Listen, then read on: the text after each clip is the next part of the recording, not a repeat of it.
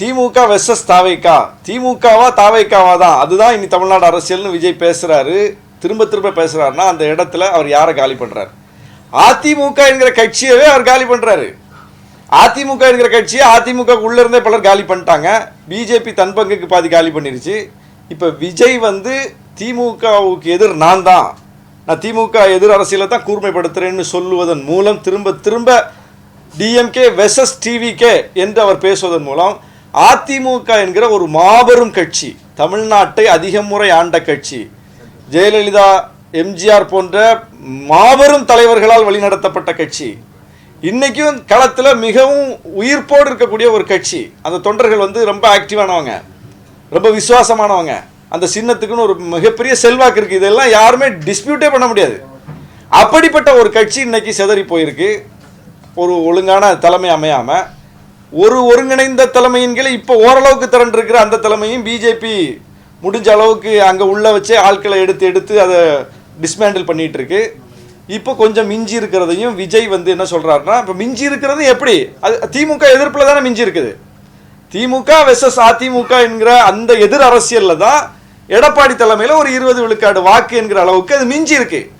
இப்போ திமுக எதிர் அரசியலை விஜய் கூர்மைப்படுத்த எந்த கட்சிக்கு ஆபத்து? எந்த கட்சியினுடைய இருப்பு கேள்விக்குறியாகும்? எந்த கட்சி திமுகவுக்கு எதிர் என்று முன்னிறுத்தப்படும்? அப்போ ஏற்கனவே இருக்கக்கூடிய அதிமுக தான் தன்னுடைய இருப்பை இழக்கும். அப்போ ஒப்பீனியன் மேக்கர்ஸ் இப்படி பேசுங்க, விஜய் வருகையால் அதிமுகவுக்கு ஆபத்துன்னு பேசுங்க, விஜய் வருகையால் அதிமுக செல்வாக்கு இழக்கும்னு பேசுங்க, விஜய் வருகையால் அதிமுக தன்னுடைய தன்மை இழக்கும்னு பேசுங்க. அதுதானே சரியா இருக்கும். ஆனா அவங்களுக்கு உண்மை தெரியுது. விஜய்னு ஒருத்தர் எமர்ஜானா, டிவிகே எமர்ஜானா, டிஎம்கேக்கு எதிராக அது எமர்ஜானா, அது டிஎம்கேக்கு எதிராக ஏற்கனவே எமர்ஜா இருந்த ஒரு கட்சியை தான் காலி பண்ணும் அப்படிங்கிறது நல்லா தெரிஞ்சுமே இங்கே வந்து வேற ஒரு கருத்தை, ஒரு கட்டமைப்பை ஏற்படுத்திக்கிட்டே இருக்காங்க. அது வந்து காலம் அதை உணர்த்தும். முதல்ல விஜய் வந்து தேர்தலில் போட்டியிடட்டும். முதல்ல அதுவே அதிமுக இடத்தையே அவர் பிடிப்பாராங்கிறதும் தேர்தல் என்னதான் தெரியும்.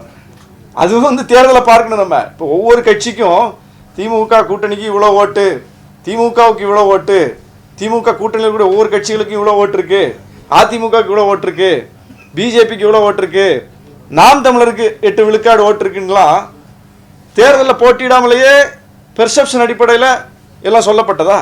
இந்த விழுக்காடுங்கிறது எப்படி வந்துச்சு? இந்த விழுக்காடுங்கிறது தேர்தலில் போட்டியிட்டதுனால வந்துச்சு. ஆனால் ஒரு கட்சிக்கு மட்டும் தேர்தலையே போட்டியிடாமல் ஒருத்தர் 15ங்கிறாரு, ஒருத்தர் 20ங்கிறாரு, ஏன் 50ன்னு சொல்லுங்க. அதுல ஏன் வஞ்சனை பண்றீங்க?